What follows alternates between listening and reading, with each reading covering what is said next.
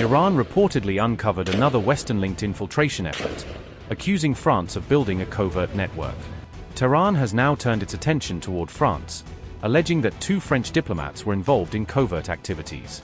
2 French diplomats are at the center of a growing diplomatic row after Iran said security forces encountered them at what it described as a secret meeting. Iran's intelligence ministry alleges that seized documents point to a French plan to identify contacts and establish a covert internal and external network. The incident has triggered a sharp Iran-France diplomatic confrontation, with Tehran alleging interference while France says its accredited embassy staff were targeted. In a new statement, Iran's intelligence ministry accused France of conducting covert operations and unlawful interference, allegations Paris has not accepted and which remain unverified by independent investigators. Iran's intelligence ministry accused 2 French diplomats of maintaining covert contacts with Iranian nationals, saying the alleged activity was linked to a wider project of infiltration and network building. The 2 diplomats had previously been detained by Iranian security officials in Tehran in July, an episode that led to formal French protests and increased diplomatic tension between Paris and Tehran.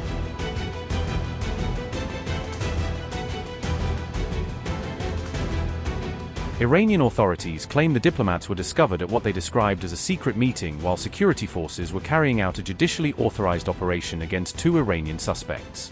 Tehran says the diplomats were handed over to French embassy representatives after their identities were confirmed, while France says they were held for hours despite declaring their diplomatic status.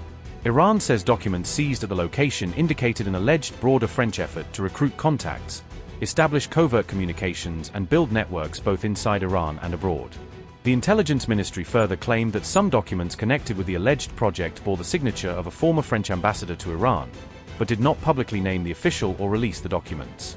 Iran's ministry subsequently called on Paris to provide a formal explanation for what it described as interventionist actions and a breach of Iranian sovereignty.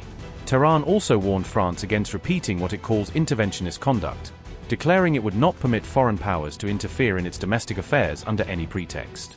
France says the 2 diplomats were detained for nearly 4 hours, prevented from contacting their embassy and interrogated despite identifying themselves as accredited French officials. France says one of the diplomats was physically assaulted during detention, while Iranian officials deny mistreatment and insist the security services acted professionally throughout the encounter. The diplomats later returned to France and are continuing their work remotely, according to French officials, after the incident left them deeply shaken by the experience. French Foreign Minister Jean-Noël Barrot called the detention an extremely serious and premeditated attack, accusing Tehran of an unacceptable violation of diplomatic immunity and warning that there would be consequences.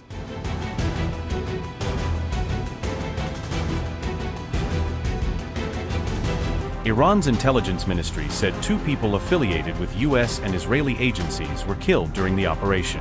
Iranian state media reported that the alleged intelligence operatives were killed in clashes with security forces. The intelligence ministry also said it arrested 4 people accused of entering Iran to destabilize Sistan and Balochistan. Tehran accused the suspects of planning to damage infrastructure in southeastern Iran.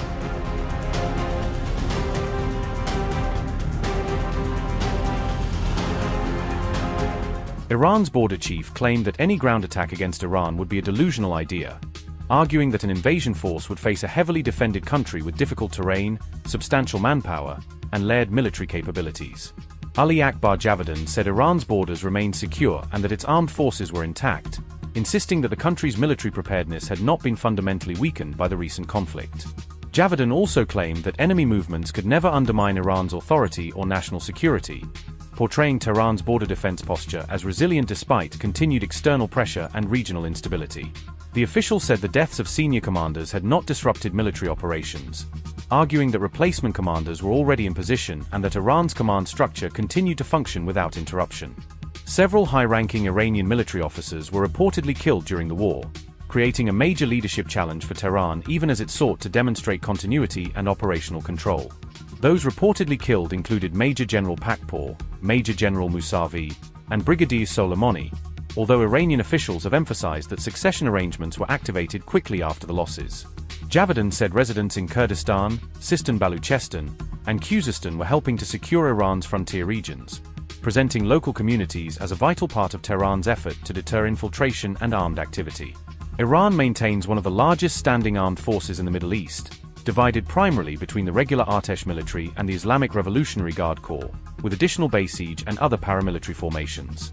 Iran is estimated to have around 610,000 active duty military personnel, according to widely cited force structure estimates, although exact totals vary depending on whether security and paramilitary units are included.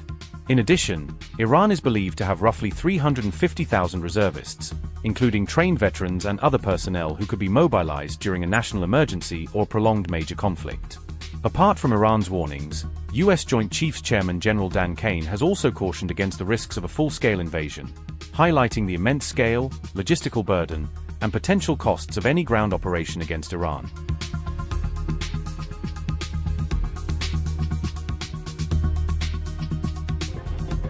On August 8, Iranian President Masoud Pezeshkian said armed groups had tried to enter Iran during the 40-day conflict. According to Pezeshkian, these infiltration attempts were aimed at Iranian border posts across the northwest and southeast, apparently seeking to open new internal pressure points while Iran faced war outside its borders. Pezeshkian said Pakistan and Afghanistan deployed forces along their frontiers, helping prevent armed groups from using neighboring territory as a launchpad for attacks inside Iran. Both neighbors, he said, made clear that their soil could not be used to fuel instability in Iran, a message that gave Tehran a vital layer of border security during the conflict. On diplomacy, Pezeshkian called the United States untrustworthy, reflecting Tehran's continued suspicion after the conflict, but he did not close the door on future negotiations. The Iranian president argued that the current moment still offered the best opportunity for a deal, despite the deep mistrust between Tehran and Washington. These comments come as Pakistan's role between Washington and Tehran has become far more complicated. Pakistan had earlier helped broker the April ceasefire and hosted direct US-Iran talks in Islamabad, the highest-level face-to-face engagement between the two sides since 1979. However, Pakistan has now joined Saudi Arabia and Turkey in the Mecca Joint Defense Pact, a move that has triggered unease among Iranian hardliners despite Islamabad's mediation role. The agreement treats an armed attack. Upgrade your news experience with the all-new HT app. Download now.